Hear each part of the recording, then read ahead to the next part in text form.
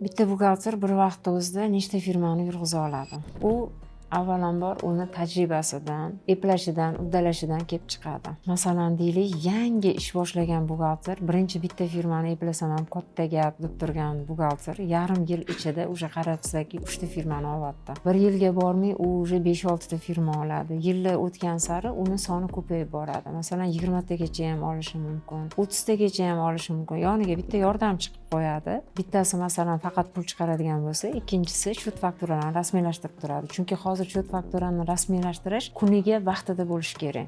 1Sga kirg'izish kerak bo'lgan, analiz qilish kerak bo'lgan, tikib taxlaydigan hujjatlar bo'ladigan bo'lsa, dal shuni bilinglarki, o'sha kuni menga bir ikkitasi aytibdiki, Shahlopa tikib taxlanadigan hujjat qoldimi? Hamma narsa elektronniy bo'ldi-ku deydi. Shu elektronniy bo'lgan hujjatlarni ham masalan elektronniy arxivlab o'zingizlarda papkalarga saqlab borishinglarni men tavsiya qilaman.